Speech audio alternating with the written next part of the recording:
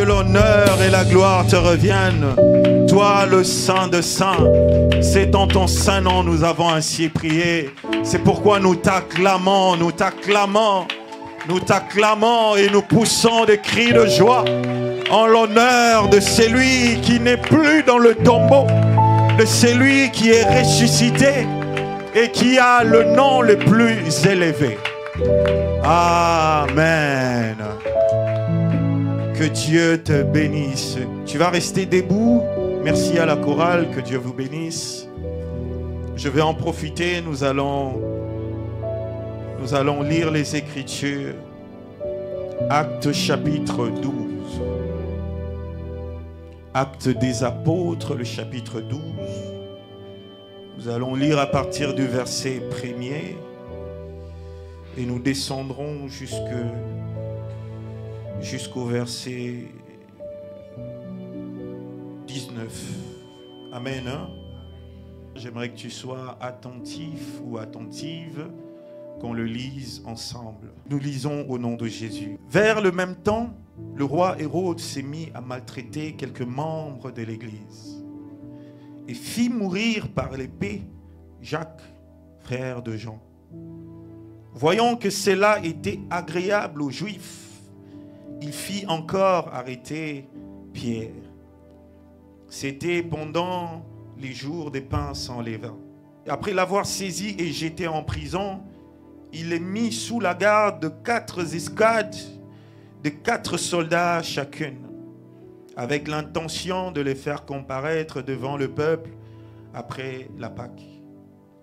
Pierre donc était gardé dans la prison, et l'Église ne cessait d'adresser pour lui des prières à Dieu. La nuit qui précéda le jour où Hérode allait faire comparaître Pierre, lié de 2 chaînes, dormait entre 2 soldats. Et des sentinelles devant la porte gardaient la prison. Et voici un ange du Seigneur survint, et une lumière brilla dans la prison. L'ange réveilla Pierre, le frappa au côté, en lui disant « Lève-toi promptement ». Les chaînes tombèrent de ses mains. Et l'ange lui dit « Mets ta ceinture et tes sandales ». Et il fit ainsi. L'ange lui dit encore « Enveloppe-toi de ton manteau et suis-moi ». Pierre sortit et le suivit, ne sachant pas que ce qui se faisait par l'ange fut réel, et s'imaginait avoir une vision. Lorsqu'ils eurent passé les premières gardes, puis la seconde, ils arrivèrent à la porte de fer qui mène à la ville et qui s'ouvrit d'elle-même devant eux.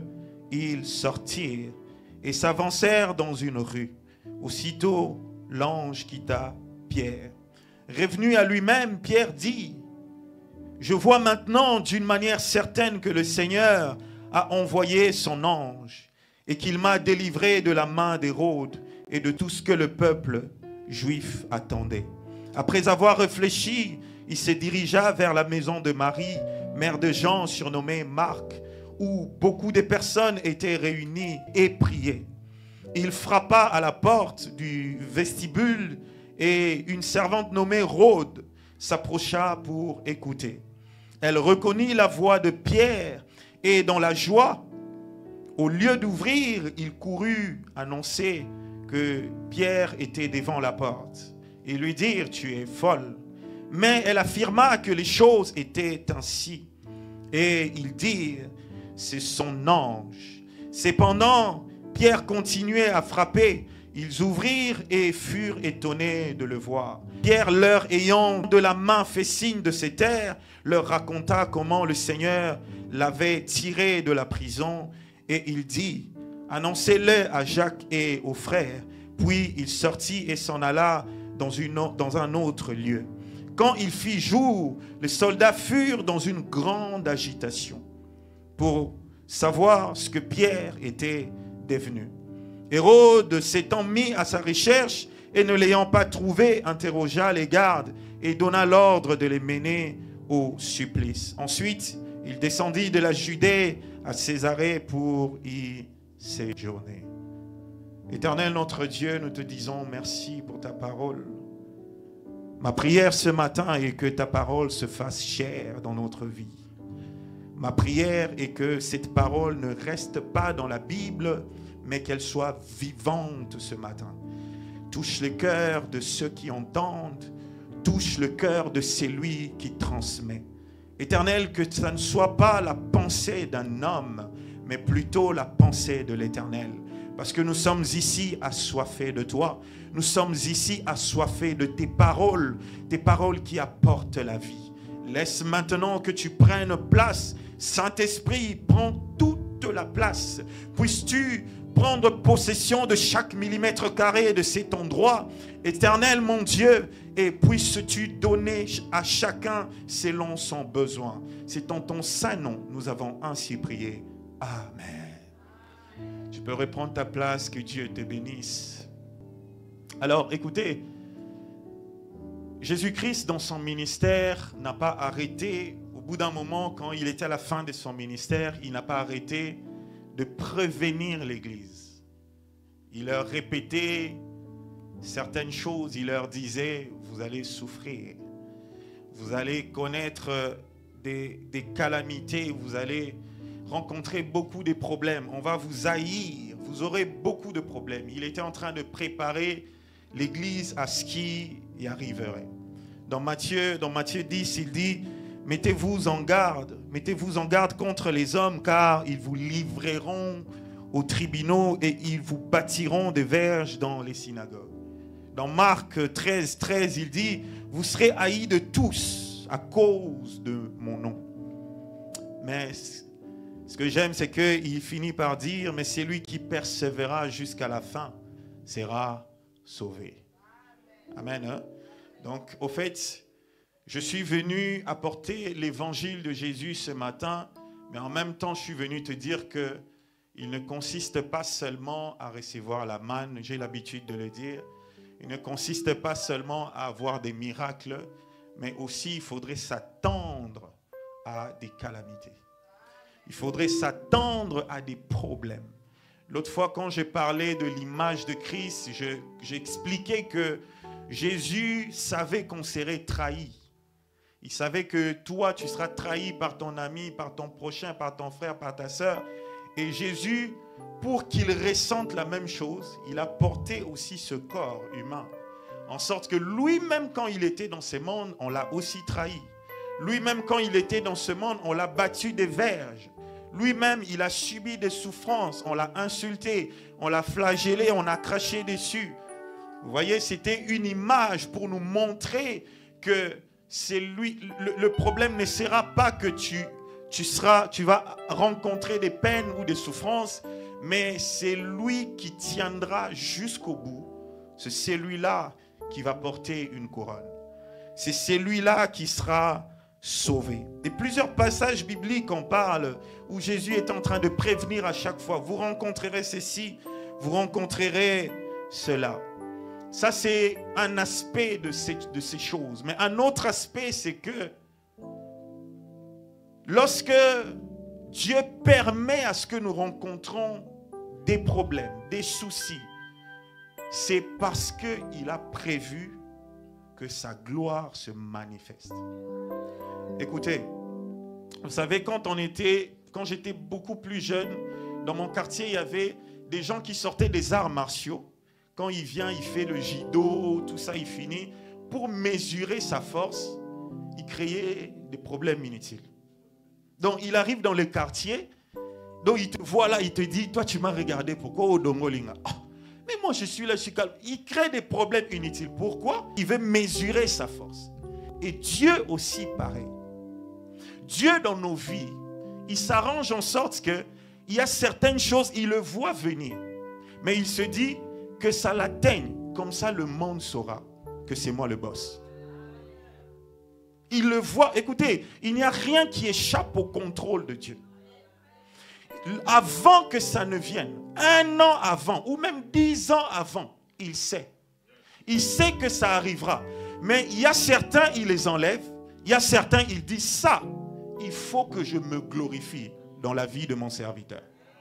Il faut que je me glorifie dans la vie de mon fils, dans la vie de ma fille. Et donc, en tant que chrétien, il faudrait t'arranger. Il faudrait tout le temps être prêt à reconnaître que tout ce qui nous arrive, ce n'est pas pour nous tuer. Tout ce qui t'arrive dans la vie, ce n'est pas pour t'anéantir. C'est pourquoi j'aime dire que lorsqu'il parle du juste, il dit le juste vivra. Bien sûr par la foi, mais je retiens le mot vivre. Vous comprenez? Le méchant mourra, mais le juste, lui, il vivra. Donc pendant que tu es en train de vivre, tu es en train d'accomplir en même temps les desseins de l'Éternel. C'est pourquoi il ne permettra pas que même ce qui t'arrive te tue. Parfois c'est pour t'entraîner, parfois c'est pour exercer ta force. Mon thème de ce matin, pour ceux qui écrivent, je l'ai intitulé Actes chapitre 12. C'est ça mon thème de ce matin. Et là-dedans, on va essayer de partager quelques pensées que l'Éternel a déposées dans mon cœur. Et par la grâce de Dieu, j'espère que l'Éternel nous fera du bien. Écoutez, c'est l'histoire de Hérode. Le roi Hérode, la Bible dit qu'il est en train de persécuter l'Église. Je me pose la question, le roi et l'Église, quel rapport? Pourquoi tu persécutes l'Église? Mais ce n'est pas étonnant parce que Jésus nous avait prévenus. Jésus avait prévenu, il a dit que vous serez persécutés, vous rencontrerez des choses. Maintenant, écoutez, la Bible dit que plus il tourmentait l'Église, plus il faisait mal à l'Église, ça réjouissait le peuple. Vous comprenez ça? Cette parole appuie qu'il n'y a rien de nouveau sous le soleil. Aujourd'hui, il faut que tu saches que à chaque fois que tu es en train de tourmenter l'Église, à chaque fois que tu es en train de faire du mal à l'Église, d'une manière ou d'une autre, sache que le monde est content. À chaque fois qu'un homme de Dieu, un serviteur de Dieu est persécuté, lorsqu'on parle en mal de lui, c'est vrai, il peut être fautif parce que c'est un humain, mais ce qui se passe, c'est que le monde se réjouit. À chaque fois. Regardez ce qui se passe sur les réseaux sociaux. À chaque fois, plus on parle en mal des serviteurs de Dieu, plus la nouvelle se répand. Et ça se répand très rapidement. Pourquoi? Parce que le monde est content. Le monde aime ça. Le monde aime voir les serviteurs de Dieu persécutés. Le monde aime voir l'Église en train de souffrir. Et c'est ça qui se passe dans Actes chapitre 12. Le roi Hérode, quand il voit que ça fait du bien, il a même tué Jacques. Il a vu que les Juifs étaient contents, il s'est dit, je vais rajouter quelque chose. Il s'en est pris à Pierre. Il le prend, il le jette en prison. Maintenant, ce qui m'intrigue, c'est que lorsque j'essaie d'examiner, je me rends compte que le pauvre Pierre n'a rien fait de mauvais. Pierre était innocent. Pierre n'avait rien fait, n'avait pas offensé Hérode. Pierre était juste en train de prêcher la bonne nouvelle de son maître, Jésus-Christ. Il était juste en train de prêcher. Mais écoutez, la Bible dit que Hérode le prend, il le jette en prison. Et qu'est-ce qui se passe? Il met autour de lui 16 vaillants soldats, armés jusqu'aux dents, pour veiller sur Pierre. Maintenant, écoutez, la première leçon, c'est que pourquoi Hérode va mettre autant de soldats pour une personne? C'est ce qui se passe aussi dans ta vie. Et la première leçon de ce message que j'aimerais que tu retiennes, c'est que l'ennemi connaît la puissance qui est en toi. Et donc, lorsqu'il s'agit de toi, il n'enverra pas un démon. Tu comprends ça? Il n'enverra pas un démon, il en enverra plusieurs. Simplement parce qu'il voit la lumière qui est en toi. Il connaît ta valeur aux yeux de Dieu. Il sait exactement ce que Dieu a déposé en toi. C'est pourquoi, lorsqu'il s'agit de toi, il n'enverra pas 2 démons. Il n'enverra pas 3 démons. Ils s'élèveront par milliers. Pourquoi? Parce que tu as de la valeur aux yeux de Dieu. Pourquoi? Parce que tu as quelque chose que Dieu a déposé en toi. Le jour où Hérode a résolu de faire comparaître Pierre, regardez ce qui se passe. Bien aimé, aujourd'hui j'imagine que tous ceux qui sont en prison ont un seul rêve, un grand rêve. C'est de retrouver la liberté. Tous ceux qui sont en prison. Donc c'est-à-dire que si tu vas en prison, tu réveilles quelqu'un, la première des choses qu'il va te dire, il peut même te dire, ah, qu'est-ce qu'on a dit? Tout le monde, c'est la même chose qu'il pose. Qu'est-ce qu'on a tranché? Qu'est-ce qu'ils ont dit? Quand est-ce que je sortirai? Ainsi de suite. Quand on vient le visiter, la seule question c'est demander, intervenez. Qu'est-ce qu'ils vont dire? Est-ce que? Vous comprenez? Mais regardez, il y a une chose de particulier et de bizarre avec Pierre. Pierre, le jour ou la veille du jour où il devait comparaître, la Bible dit que Pierre s'endormit. Pierre eut un profond sommeil la veille du jour où il devait comparaître. Le sous-thème que je vais exploiter dans Actes chapitre 12, c'est le calme face à la tempête. Le calme face à la tempête. Écoute, comment expliquer Pierre? Est-ce encore une révélation? Tu seras peut-être exécuté demain. Mais la nuit, la veille, Pierre se plonge dans un profond sommeil. En lingala, on dit « Ponyaba bébé ». Bien aimé, il y a certains sommeils que tu ne peux pas avoir à certains environnements. Tu es en prison, tu ne peux pas avoir un profond sommeil.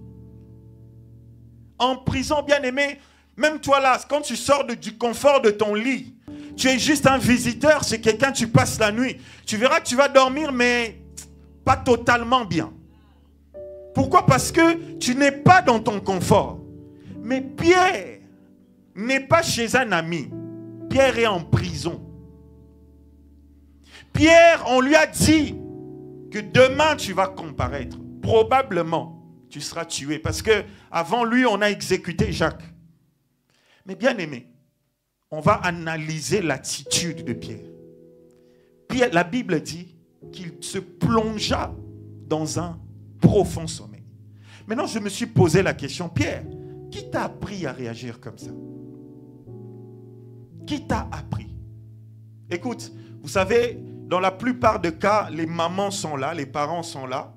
Ils vont peut-être confirmer ce que je suis en train de dire. Vous savez, les enfants apprennent à réagir par rapport à ce qu'ils voient chez leurs parents. Il y a certains parents qui sont naturellement calmes. Quand il y a des choses, quand il y a des troubles qui arrivent, il n'est pas très agité. Et généralement, les enfants prennent des parents comme modèle. Et tu verras que l'enfant, en grandissant, l'enfant n'est pas très agité face aux problèmes. Pourquoi? Parce qu'il a vu, peut-être papa, il a tiré ça de papa ou de maman. Vous comprenez? Maintenant, c'est-à-dire que quand j'ai pensé à ça, vous comprendrez que forcément, Pierre, cette attitude-là, il a appris de quelqu'un. Forcément. Et lorsque j'analyse, je me rends compte que son maître aussi dormait pendant la tempête. Vous comprenez ça? Le maître de Pierre, un jour Jésus était dans la barque pendant la tempête. Oh, quelle forme de... Quel est ce genre de sommeil qui peut te prendre au moment où tout est agité? Bien aimé, Jésus dans la barque, non seulement que c'était pas un paquebot, c'était pas comme aujourd'hui, c'était pas grand au fait. Imaginez. Donc à l'époque, non seulement que le vent est en train de secouer la barque, mais aussi l'eau entre dans la barque. Donc forcément, si ce n'était pas le vent qui le réveillait, même l'eau pouvait le réveiller. Mais la Bible dit que Jésus plongea dans un profond sommeil.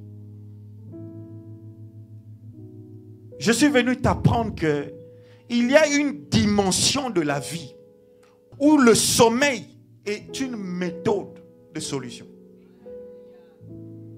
Vous savez, si tu es ici, tu réponds à tout. Je te dis qu'il est possible que ce soit une erreur. il y a certaines dimensions où tu ne dois pas répondre à tout. Il y a des choses où tu sens vraiment que ça commence à s'agiter. Plus les choses sont agitées, va dormir. C'est la révélation que je t'apporte aujourd'hui. C'est vrai que quand on prie, on dit « Chrétien, réveille-toi, ne dors pas. Chrétien, réveille-toi. » Oui, moi je viens te montrer les avantages du sommeil. Hein? Ça va peut-être te choquer. Je viens te montrer que ne réponds pas à tout. Pourquoi? Parce que notre maître nous a appris de ne pas répondre à tout. Notre maître, lorsque c'est moins agité, il peut répondre. On lui montre une pièce, on lui dit, regarde, qu'est-ce que tu veux qu'on paye les impôts ou tout ça? Il regarde, il dit, regardez sur la pièce, c'est de qui il y a l'effigie? C'est à César. Ok, rendez à César ce qu'il y a à César.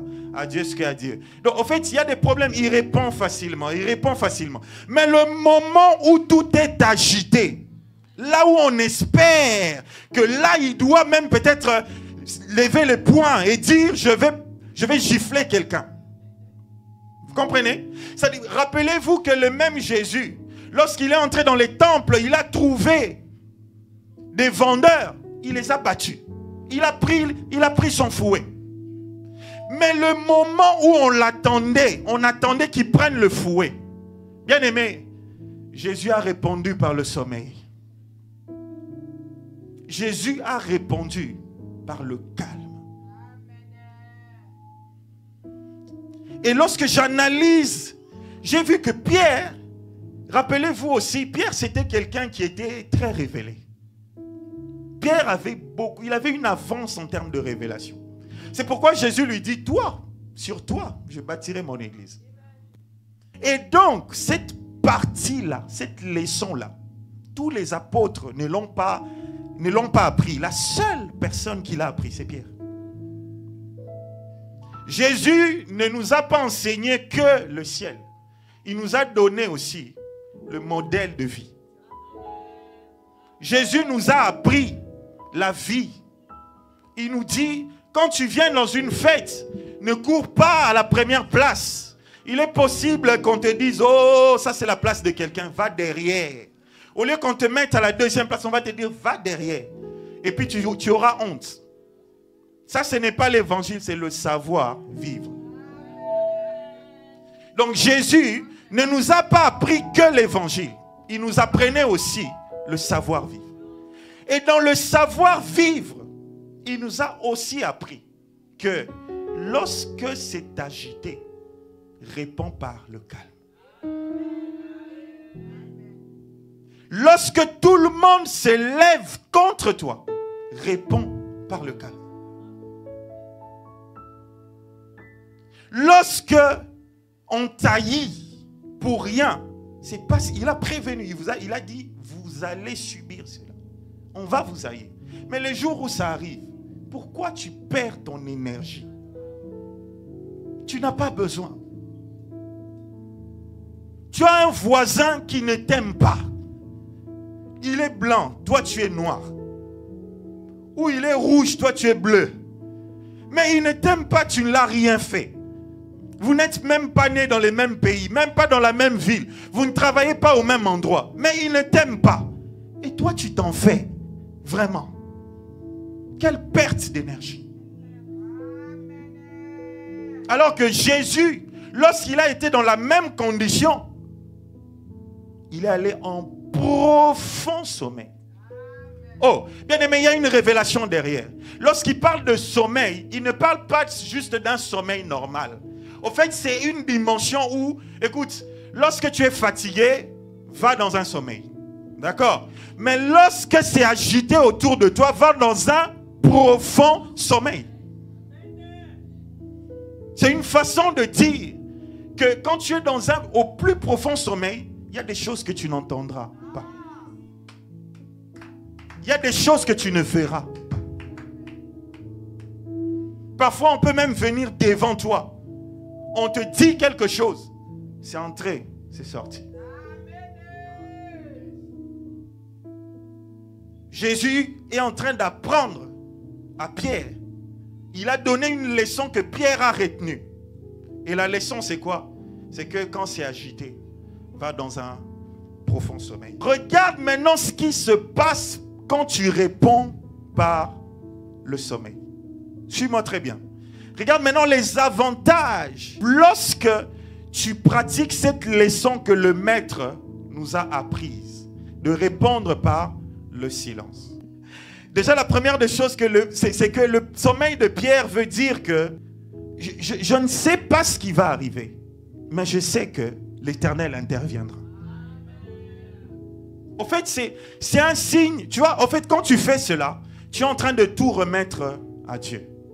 Parce que Dieu dit, à moi la vengeance, à moi la rétribution.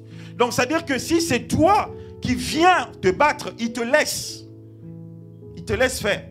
Mais lorsque tu le laisses faire, lui, il intervient par ses méthodes. Dieu intervient par ses méthodes à lui.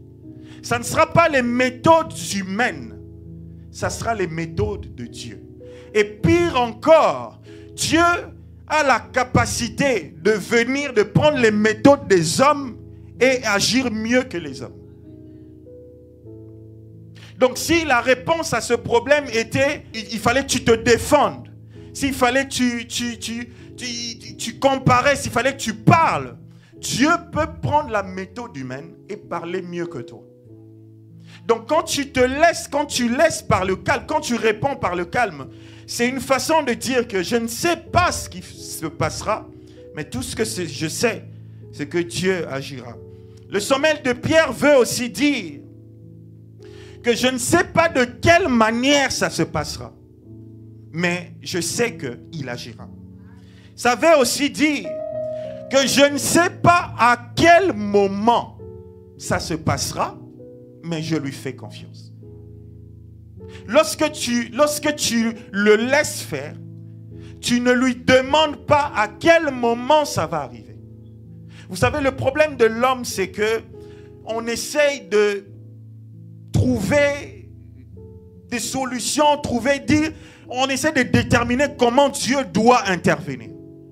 Au fait, tu es là, tu es en train de te dire, dans cette situation, Dieu doit venir et faire ça, ça, ça. Tu comprends? Or, Dieu, comme il ne peut pas révéler ses méthodes, il va faire en sa manière. Et parfois, même pour certains, lorsque la manière de Dieu arrive, tu as l'impression que ce n'est pas ça. Lorsque tu te caricatures déjà quelque chose, si on te montre la vérité sous une autre image, il est possible que tu ne croies pas, tu ne prennes pas. Mais lorsque tu laisses Dieu faire tout ce qu'il te donnera, tu le prendras. Pourquoi? Parce que ça ne va pas forcément ressembler à ce que tu penses. Ça ne va pas forcément ressembler à ce que tu attends. Regarde, tu es là, tu te dis, dans mon entreprise ou peut-être dans ma vie professionnelle, j'attends ça, j'attends ça, j'attends ça. Je veux ça, je veux me marier, je vais faire ceci, je vais faire cela. Dieu voit, il a un plan à lui. Mais le jour où il va exposer son plan, c'est à toi de le reconnaître. Mais si tu t'es déjà fait une image à toi, lorsque le plan de Dieu arrivera, tu vas penser que c'est un fantôme. Lorsque Pierre a vu Jésus en train de venir, tout le monde a dit c'est un fantôme. Parce qu'ils ne s'attendaient pas. Ils n'ont pas été assez révélés à ce moment-là pour se rendre compte que Dieu peut utiliser n'importe quelle méthode pour t'atteindre. Et c'est comme ça que lorsqu'ils l'ont vu marcher sur les eaux, ils l'ont repoussé. Ils l'ont appelé fantôme.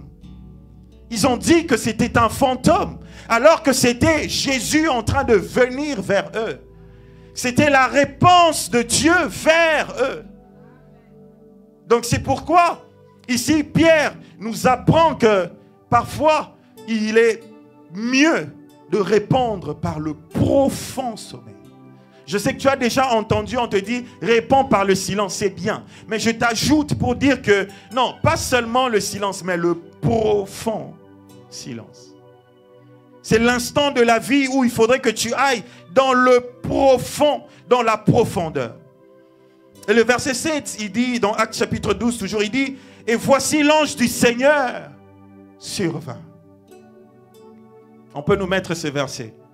Actes chapitre 12, le verset 7. Regardez ce qui se passe lorsque tu laisses Dieu faire. La Bible dit que l'ange de l'Éternel survint. Il n'a pas prévenu. On est bien d'accord? Il n'a pas commencé à annoncer par un vent. Il n'a pas commencé à faire voir, à donner des signes que je suis en train de descendre. La Bible dit, l'ange de l'Éternel survint. Et le mot survint veut dire que tu étais là, calme, en train de dormir, et tout à coup. Tu comprends ça? Le mot survint veut dire brusquement. Donc, c'est-à-dire que lorsque tu laisses Dieu faire, bien aimé, ça peut traîner toute la nuit. Ça peut même mettre très longtemps. Mais lorsqu'il va agir, ça sera tout à coup. Les gens ne le verront pas venir. Dans la plupart des cas, les gens ne vont pas s'imaginer. En fait, ils vont se retrouver, quelque chose s'est passé. Ils se disent, mais on n'a pas vu ça venir. Si on avait vu venir, on aurait empêché. Lorsqu'il agit, ça peut venir tout à coup. Et tu sais pourquoi c'est venu comme ça? Parce que Pierre était dans un profond sommeil. Si Pierre était là en train de s'agiter, il est possible que l'ange ne soit pas venu. Parce que Dieu voulait reprendre le combat. Il a repris le combat entre les mains de Pierre. Il a dit, on va t'exécuter, c'est vrai. Mais moi, je prends l'affaire. Je vais gérer ça moi-même. Je prends l'affaire, je vais gérer. Et lorsque c'est Dieu qui gère, toi, la meilleure attitude d'avoir, va dans un profond sommeil. Laisse-le agir. Laisse-le faire ce qu'il a prévu. Il y a quelque chose encore à retenir, c'est que lorsque l'ange arrive, bien aimé, c'est Pierre qui était dans les problèmes. N'est-ce pas? C'est Pierre qui avait des problèmes. C'est Pierre qui devait comparaître le lendemain. Mais regardez l'attitude de Pierre. Lorsque l'ange arrive, Pierre était tellement dans le calme que c'est l'ange qui commence à le presser. Hé, Pierre, allons-y, allons-y. J'ai une solution pour toi, allons-y. Tu comprends? Donc, c'est-à-dire que lorsque l'ange arrive, c'est l'ange qui commence, qui a même porté le problème de Pierre, plus que Pierre. Lorsque tu laisses Dieu agir, il prend ta place mieux que toi. Il te comprend mieux que tout, mieux que quiconque. Il vient, il entre dans ta vie, il porte ton problème. Il porte ton problème. Et il en donne la solution par ses méthodes. Il y a des angles de ton problème que même toi-même tu n'as pas encore vu. Mais lui, quand il vient, il va porter tous les angles. C'est-à-dire qu'il vient, il va donner la solution des parts et d'autres. En sorte que lorsque tu reçois cette bénédiction, tu la reçois en entier. Lorsque tu reçois cette bénédiction, ce n'est pas tu prends une partie et puis tu te plains le lendemain. Non, quand tu prends tout. Mais si c'est à toi-même, si c'était donné à toi-même de chercher, bien aimé, laisse-moi te dire qu'il y a peut-être un angle que tu vas oublier. Forcément. Il y a un côté que tu ne verras pas. L'autre fois, j'étais en train de dire que Jésus, c'est la seule personne qui se tient, qui a la capacité de voir jusqu'à 360 degrés autour de toi. C'est pourquoi il se présente comme le centre. Pourquoi? Parce que l'angle que tu ne vois pas, lui, il le voit. Lorsque toi, tu es dirigé dans ce sens, tu regardes de l'avant, derrière toi, il contrôle. Lorsque toi, tu es concentré sur la gauche, bien aimé, il prend en charge ta droite. Et donc, la meilleure attitude, c'est de le laisser faire. Le laisser occuper toute la place et gérer ton affaire. Jésus est en train de nous apprendre, moi et toi, comment réagir. Ce n'est pas seulement Pierre, c'est comment réagir. Vous savez, lorsqu'on a appelé chrétiens, ce n'était pas par rapport à ce qu'ils faisaient. C'est par rapport à ce qu'ils étaient. On regardait comment ils se comportaient. On disait, ceux-là, ce sont des chrétiens. On disait, ceux-là, ils réagissent comme leur maître. Bien aimé, si notre maître répond par le calme, nous avons tout intérêt à répondre par le calme. Si nous voudrons être identifiés à Jésus, donc il faudrait aussi que l'on vive comme lui. Il faudrait que l'on se comporte comme lui. Voici un ange du Seigneur vient et survint, et une lumière brilla dans la prison.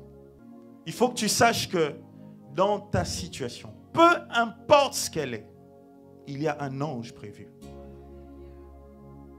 Il y a un ange prévu pour chaque situation. Le problème, c'est quand c'est toi qui agis, l'ange t'observe. Mais quand tu le laisses faire, il vient vite. Il s'approche. Parce que c'est son rôle. Lorsque tu lui donnes de l'espace, c'est lui qui intervient. C'est lui qui agit. C'est pourquoi il est important, bien-aimé, il est important que nous puissions vivre en la manière de Christ. Les voies de Dieu sont au-delà de la sagesse humaine. Et donc, il n'y a aucun problème qui soit aussi difficile pour lui de résoudre. Il n'y a pas une méthode que lui ne maîtrise pas. Il n'y a pas une méthode que toi tu maîtrises mieux que lui. Pour que tu dises, je ferai en ma manière. Bien-aimé, apprenons à se référer à Jésus. Peu importe ce qui se passe, peu importe la douleur, peu importe l'inquiétude ou le problème, apprenons à nous référer à Jésus. Il a les meilleures méthodes. Vous savez, parfois, certaines choses, nous attendons, ça n'arrive pas parce que, regarde, Dieu te regarde, s'il te met à t'expliquer la méthode qu'il va emprunter, même toi-même, tu vas douter. Même toi-même, tu ne vas pas comprendre, tu vas craquer. C'est pourquoi autant mieux le laisser utiliser ses méthodes à lui.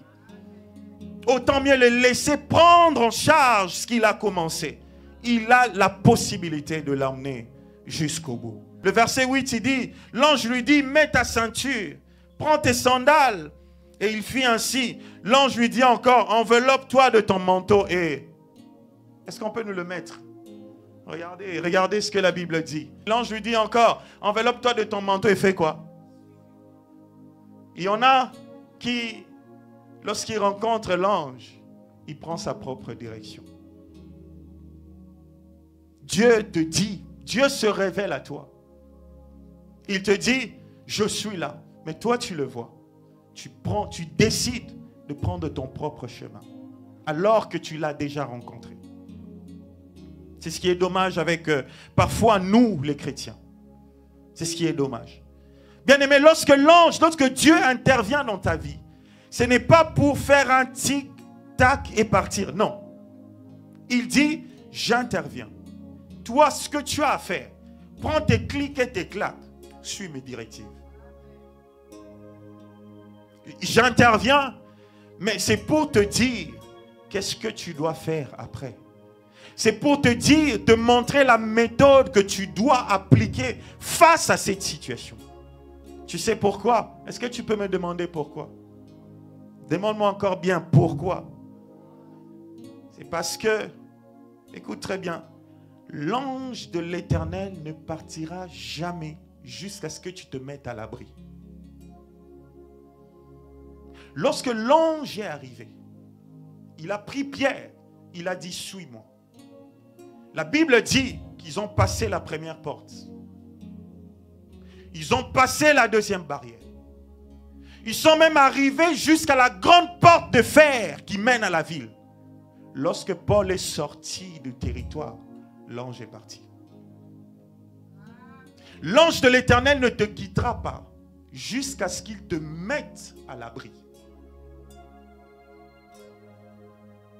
C'est à toi maintenant de lui faire confiance. C'est pourquoi l'ange dit à Pierre, prends tes clics et tes claques, suis-moi. Si tu prends ce que tu as et tu dis merci ange de m'avoir sorti de la prison et tu prends ton propre chemin, tu vas retourner en prison. Et c'est ça aussi ce qui se passe dans le domaine de la délivrance. Bien-aimé, lorsque la délivrance commence dans ta vie, lorsque Dieu déclenche le processus de la délivrance dans la vie, ça commence, mais c'est pour que lui, il te conduise sur le chemin. Il y a plusieurs personnes, lorsqu'ils entrent dans le processus de la délivrance, ils voient une chose, ils voient la deuxième chose, ils commencent à trouver ses méthodes. Ils commencent à se dire, ah oui, oui, Dieu a agi, je trouvais que j'ai été délivré, je ne voyais pas ça, j'ai vu, gloire à Dieu, gloire à Dieu. Après, il se tourne sur son propre chemin. Bien-aimé, tu vas retourner en prison. La délivrance nécessite que c'est lui qui a commencé le processus, t'emmène jusqu'au niveau où ils te disent que ici tu ne risques plus rien. Si tu t'arrêtes en chemin, bien-aimé, il est possible que de là où tu es, un autre... Vous savez que la Bible dit que les démons, quand tu les chasses, ils partent, ils prennent des renforts, ils reviennent. S'ils te trouvent au bout du chemin, tu n'es pas encore sorti du territoire hostile, bien-aimé, ils vont te reprendre de là. Comme ils seront plus forts qu'auparavant, ils vont te ramener en prison. Je n'ai pas compté les leçons. Ce n'est pas par ordre, mais si tu notes, mets-le comme tu les notes. L'autre leçon, c'est que lorsque l'ange vient opérer la délivrance dans la vie d'une personne, il y a des barrières que l'ange va ouvrir lui-même. Il va ouvrir plusieurs barrières. Écoute-moi très bien. Il va ouvrir plusieurs barrières pour te faire passer. Mais la dernière barrière, c'est à toi de l'ouvrir. La dernière barrière. On va lire ça. Actes chapitre 12, on va lire ça. Le verset 10. On va le lire ensemble. Le verset 10. Lorsqu'ils eurent passé la première garde. On est bien d'accord que ça, là, c'est l'ange qui est devant et Pierre est derrière. L'ange arrive, il ouvre la première porte. Il fait passer la première garde. Puis la seconde. Ils arrivèrent à la porte de fer, la troisième. Il ouvre encore, qui mène à la ville et qui s'ouvrit d'elle-même devant eux. Ils sortirent et s'avancèrent dans une rue. Aussitôt l'ange, vous comprenez ça? Maintenant regardez, l'ange a ouvert les trois portes, il a sorti du territoire. Maintenant, il y a eu une autre porte. La Bible dit que Pierre est arrivé. Allons-y plus loin, vers le verset là, on est à 10. Allons-y vers 13, qu'est-ce qu'il dit? Voilà, reviens au 12, au verset 12. Regardez, l'ange a ouvert trois portes. Après avoir réfléchi, Pierre se dirigea à la maison de Marie, mère de Jean, surnommé Marc, où beaucoup de personnes étaient réunies et priaient. Verset 13, il frappa. Est-ce qu'on voit ça tous? Il frappa à la porte. Pierre, pourquoi tu n'as pas frappé la première porte? Pourquoi tu n'as pas frappé la deuxième porte? Pourquoi tu n'as pas frappé la porte de fer? Pourquoi? Parce qu'à ce moment-là, c'est l'ange qui était en train d'opérer la délivrance. C'est l'ange qui était devant. C'est l'Éternel lui-même qui guidait. Mais l'Éternel a prévu aussi que lorsque tu arrives à la dernière porte, toi, tu as quelque chose à faire. Il ne va pas t'ouvrir toutes les portes. Bien-aimé, dans le processus, dans ce que tu es en train de rechercher, laisse-moi te dire que Dieu fera peut-être 99%, oui. Mais il y a une porte que c'est à toi d'ouvrir. Tu recherches la bénédiction? C'est bien. Dieu va te bénir, il va te combler de beaucoup de choses. Mais à ce qui concerne le cœur, le bon cœur, c'est à toi d'ouvrir cette porte-là. Dieu peut t'ouvrir les portes, il peut te donner l'onction, il peut te donner beaucoup de choses. Mais à ce qui concerne le comportement, c'est à toi d'ouvrir cette porte-là. C'est à toi de dire, Seigneur, je veux changer ce côté de moi. C'est à toi de repérer là où ça ne marche pas. Dieu t'ouvrira plusieurs portes, mais il y en a une qu'il te laissera à toi d'ouvrir. Et lorsque tu ouvres cette porte, c'est là que, bien-aimé, ta joie devient parfaite. Il ne le fait pas parce que l'ange n'a pas la possibilité d'ouvrir une porte, la porte de la maison. S'il a ouvert la porte des fers, à combien plus forte raison une porte en bois peut-être? C'est la porte la plus facile.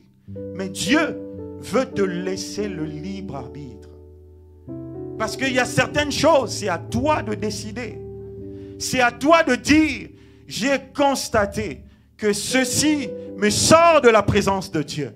J'ai constaté que ceci n'est pas en rapport avec mon Dieu. Alors j'ai donc décidé d'abandonner. J'ai donc décidé de changer. Bien-aimé, si Dieu te donne le mariage et que tu continues à avoir un cœur méchant, ce mariage ne va pas traîner. Si Dieu te donne une entreprise ou te donne de l'argent et que tu continues à voler, ça n'ira pas loin. Si Dieu te donne toutes les capacités et qu'il y a la chose qui continue à te faire retourner, tu ne la résous pas, bien aimé, même s'il te le donne aujourd'hui, ça ne va pas tenir longtemps. C'est pourquoi il te laisse d'ouvrir la dernière porte. Il t'ouvre toutes les portes, mais à la fin, lorsque tu te retrouves devant une porte, c'est à toi-même de frapper. C'est à toi-même de l'ouvrir. Vous savez, lorsque tu lis l'histoire, tu vas penser que c'est en 1931 que les portes automatiques ont été créées. Mais lorsque j'ai ouvert ma Bible, je me suis rendu compte que Dieu a de l'avance sur toutes choses. Dieu a vraiment de l'avance sur toutes choses.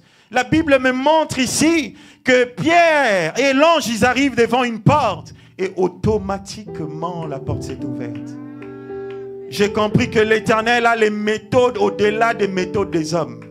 Dieu peut utiliser les méthodes des hommes mieux que les hommes. En fait, Dieu va t'inspirer, toi, qui penses que tu sais faire. Dieu va t'inspirer comment faire parce qu'il sait faire mieux que toi. Il sait réagir mieux que toi. Lorsque j'ai vu ça, j'ai dit gloire à Dieu. J'ai dit, Seigneur, je te ferai encore confiance parce que même les choses que je pense que ça n'existe pas, toi, tu peux les faire exister déjà. Cette écriture nous montre clairement que avant que l'homme ne réfléchisse, Dieu a déjà réfléchi. Avant que l'homme ne pose un acte, avant que l'homme n'apporte une invention, Dieu en a déjà réfléchi. Il a une longueur d'avance sur tous les hommes, sur les sages et les intelligents. S'il a une longueur d'avance à ce point, à combien plus forte raison ton problème? Bien aimé, tu sais, le plus grand problème dans le territoire dans lequel nous vivons, c'est lorsque tu regardes autour de toi, parfois tu regardes les factures, tu te dis, je ne sais pas comment ça va se passer. Tu regardes les nombres des courriers qui sont arrivés. Et le pire c'est que ça continue à s'enfoncer. Tu regardes toi-même, tu te dis, c'est impossible. Rien ne va se passer.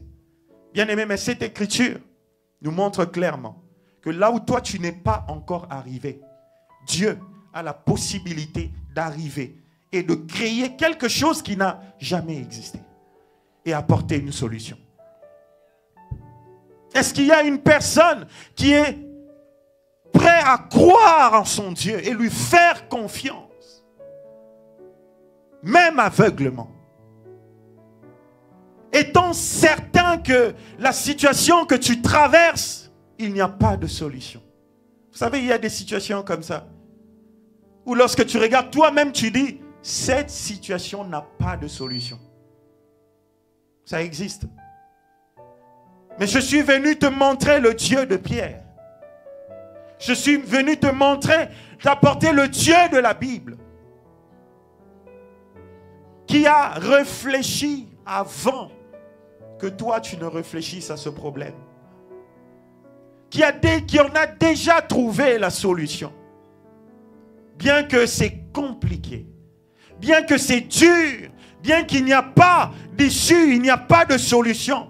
Bien aimé, lui, il a déjà trouvé la solution à ce problème. Dans Matthieu chapitre 14, 26, le même Pierre. Écoutez, il y a quelque chose que j'aime avec Pierre, comme je vous ai dit. Il avait la révélation. Pierre était très révélé. Maintenant, regarde, il y a une catégorie de chrétiens qui ressemblent à Pierre. Il avait un bon côté, mais il avait aussi un défaut. Regardez, il y a une catégorie de chrétiens qui ressemblent à Pierre. C'est des gens qui, ils ont la révélation, mais facilement ils doutent. Pierre savait que Jésus était le Messie. Jésus était le Christ. Mais tout de suite après, lorsque les soldats se sont levés, ils se sont approchés, ils ont dit juste, Pierre, toi tu ressembles à Jésus. Facilement, il a nié. Facilement, il a renié. Regardez le problème de Pierre encore. C'est des problèmes, c'est des types de personnes qui ont la révélation. Mais ils sont trop cartésiens. J'espère que tu vas t'identifier dans ça. Tu as la révélation de Dieu. Mais ton problème, c'est que tu es trop cartésien. Pierre aussi était comme ça. Dans Matthieu chapitre 14, Pierre avait la révélation. Écoutez, lorsque tous les disciples ont dit, on dit fantôme, fantôme. Qui est-ce qui avait eu la révélation? C'est Pierre. En fait, si vous regardez dans la plupart des cas, c'est la personne qui reçoit la révélation en premier. Mais son problème, c'est qu'il est cartésien. Jésus, si c'est toi, ordonne que je marche. Jésus a aussi ordonné. Mais lorsqu'il a commencé à marcher, il a exploité son côté cartésien. Il a commencé à se dire, l'eau, comment je marche sur l'eau? Logiquement, l'eau, c'est pas... Et pendant qu'il a commencé à penser comme ça, il a commencé à s'enfoncer. Et c'est le problème de beaucoup de chrétiens. Tu as la révélation, mais tu doutes facilement. Dieu te parle clairement, il te donne la révélation. Mais ton problème, c'est que tu es trop cartésien. Quand tu regardes, tu dis non, tu vois, logiquement, ça ne doit pas se faire. Logiquement, et quand tu réfléchis comme ça, tu t'enfonces. Ça, c'est le problème de Pierre. Pierre, je suis venu te dire ceci. Lorsque tu as la révélation, accroche-toi. Tu ne peux pas t'accrocher et à la révélation et au doute. Si Dieu se révèle à toi, c'est soit tu fais le choix de t'accrocher d'un côté, soit d'un autre. Dieu ne veut pas que tu t'accroches à lui en moitié. Dieu ne veut pas que tu croies en lui comme une option. Dieu ne veut pas que tu fasses de lui une option. Comme quoi, bon, j'essaie ma méthode, mais j'essaie aussi de voir si avec Dieu ça va marcher. C'est ça le problème de plusieurs chrétiens. Seigneur, je crois en toi, mais j'essaie aussi de voir si le magicien du quartier là, s'il peut faire quelque chose. La volonté de Dieu, c'est que lorsque tu t'accroches à lui, lorsque tu t'attaches à lui, que tu t'attaches à lui tout entièrement. Et pour finir, le verset 14, la Bible dit, il frappa à la porte du vestibule et une servante nommée Rhôde s'approcha pour écouter et il reconnut la voix de Pierre. Dans sa joie, au lieu d'ouvrir, il courut. Vous savez, il y a des gens qui, c'est comme je disais tout à l'heure, lorsque l'Éternel vient agir, forcément ses méthodes sont au-delà des méthodes humaines. Ça va te rendre joyeux. tu seras émerveillé, bien aimé. Mais ce que j'aimerais te dire, c'est que arrive jusqu'à la fin du processus. Vous savez, plusieurs personnes ne sont pas délivrées. Pourquoi? Parce qu'ils commencent le processus, mais ils s'arrêtent en route. Cette servante, ils étaient en train de prier. La Bible dit qu'ils étaient enfermés, ils étaient en train de prier pour Pierre. Écoutez bien, ils étaient en train de prier pour Pierre qui était en prison. Mais lorsque le même Pierre pour qui ils étaient en train de prier est arrivé, la servante arrive, au lieu d'ouvrir, elle court dans l'autre sens. Parfois, on demande à Dieu des choses, mais lorsque ça arrive, au lieu de venir vers, on va dans l'autre sens. Tu demandes à Dieu que je veux ceci, je veux cela, que je sois prospère, que je sois ceci. Mais lorsque Dieu te met sur ce chemin, parce que ça ne ressemble pas à tes attentes, tu vas dans l'autre sens. Au lieu d'ouvrir, la servante est allée dans l'autre sens. Bien-aimé, c'est pourquoi je dis, lorsque tu t'accroches à Dieu, laisse-lui faire selon ses méthodes. En sorte que lorsque la réponse arrivera, bien-aimé, peu importe ce qu'elle est, tu la recevras. Parce que les plans de Dieu ne sont pas les plans de malheur pour nous. Il dit dans Jérémie, il dit, les projets que j'ai formés, c'est des projets de bonheur et de paix. Et non de malheur. Ce n'est pas des projets de malheur. Et donc, même si ça a la forme du malheur, mais ce n'est pas pour te tuer. Tant que c'est le projet de Dieu, bien-aimé, prends-le parce que ce sont des projets qui sont destinés à ton bonheur. Nous demandons à Dieu plusieurs choses. Vous savez, à plusieurs fois, on demande à Dieu, Seigneur, que ton onction descende. Seigneur, parle-nous. Seigneur, que ta gloire descende. Le jour où cette gloire descend, bien aimé, la gloire de Dieu ne descend pas seulement dans un feu, ne descend pas seulement dans un vent. Parfois, ça descend par un vent doux et léger. Mais il y a des gens qui, lorsqu'ils voient un vent doux, léger, la même personne qui a demandé la gloire se retourne pour dire, non, c'est pas ça. Je ne prends pas ça. Tu comprends? Dieu m'envoie te dire, ça ne sera pas par tes méthodes à toi. Ça ne sera pas de la façon dont toi tu le penses. Ça ne sera pas de la façon dont toi tu l'entends. Ça sera par ses méthodes à lui. Apprenons à lui faire confiance, lui. Apprenons à lui faire confiance aveuglement. Ce qui est certain, c'est que la promesse qu'il a donnée s'accomplira et elle s'accomplira certainement. Nous, tout ce que nous avons, c'est nous agenouiller et dire, Éternel, nous te remettons tout. Parce que tu connais toutes choses. Nous nous remettons entièrement. Nous ne gardons pas un côté pour dire, tu es une option. Nous venons entièrement. Et tout ce que tu diras, nous ferons. C'est ça l'attitude qu'on doit avoir. Lorsque Marie s'est retrouvée avec Jésus dans une fête, il y avait un problème. Il n'y avait pas de vin. Écoute, Marie a simplement dit aux gens, ce qu'il vous dira, faites-le. Pour certaines personnes dans nos vies, tout ce que tu as besoin, c'est juste de faire ce que Dieu dira. Même si ça ne ressemble pas à tes attentes. Notre problème, c'est qu'on a tellement des images. On attend tellement de choses d'une certaine façon. On veut que Dieu entre dans notre système. On veut que Dieu ressemble au dessin qu'on a tracé. Oh, laisse-moi te dire, Dieu est spécialiste en matière de confusion.